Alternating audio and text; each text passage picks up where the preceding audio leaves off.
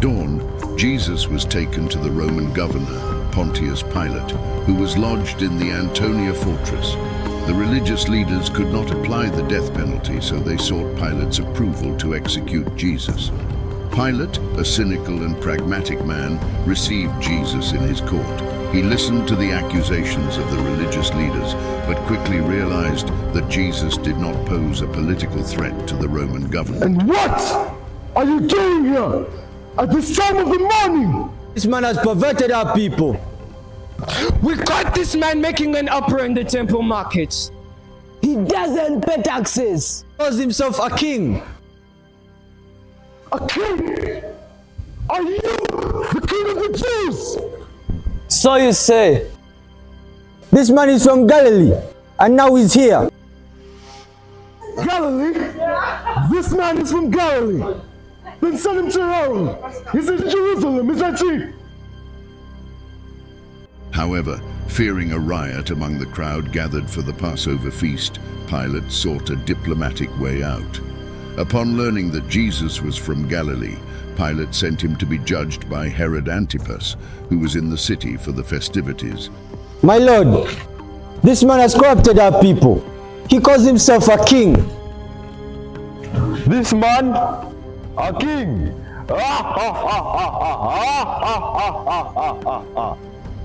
Herod, in turn, after interrogating Jesus and finding no reason to accuse him, ridiculed him and sent him back to Pilate. Your Majesty, mark him well. Enough! Take him to Pilate. This is his province. Meanwhile, the crowd, incited by the religious leaders, clamors for his crucifixion. Pilate, apparently aware of Jesus' innocence, offers an opportunity to release him, suggesting the tradition of releasing a prisoner during Passover.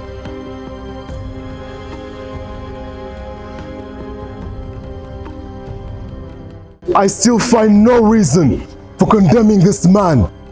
Therefore, I will have him scourged and let go. You're obliged to release to us a man at this festival. Release to us Barabbas. With him! As reported in the synoptic Gospels such as Matthew, Mark, and Luke, it was an annual tradition during the Passover period to potentially release a prisoner.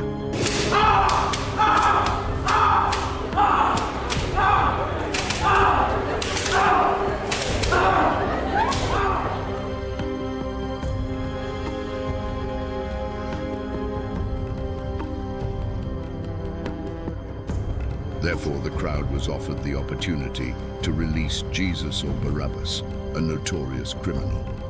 The choice offered by Pilate, however, led to a surprising turn of events.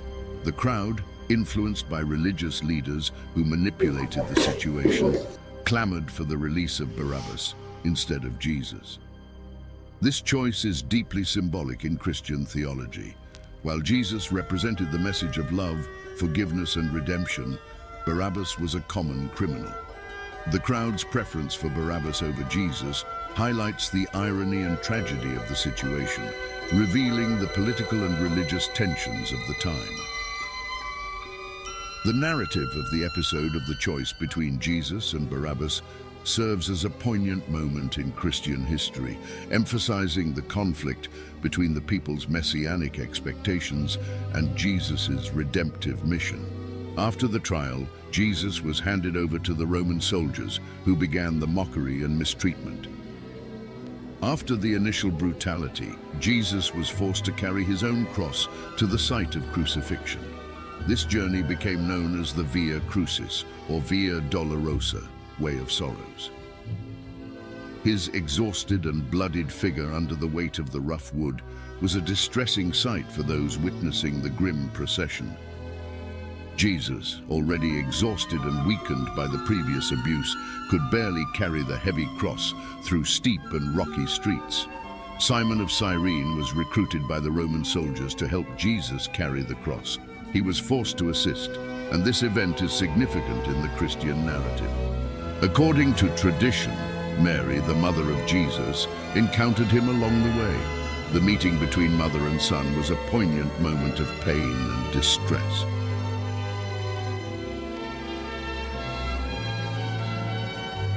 Along the way, Jesus encountered several women who lamented and wept for him. He comforted them and offered words of encouragement, even in his own agony.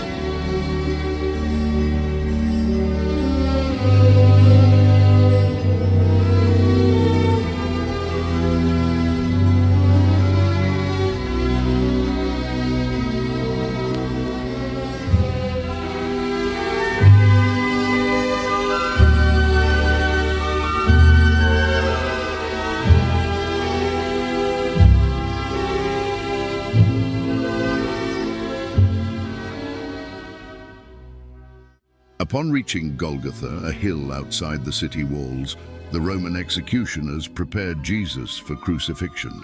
His hands and feet were nailed to the wooden cross in an act of torture and execution reserved for the worst criminals.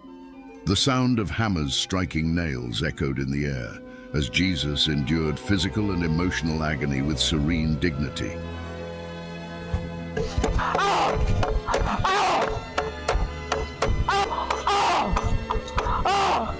The cross was then raised, and Jesus was suspended between heaven and earth as a symbol of suffering and redemption. Jesus was then crucified between two criminals, fulfilling the prophecies of the Old Testament and inaugurating the redeeming sacrifice for humanity's sins.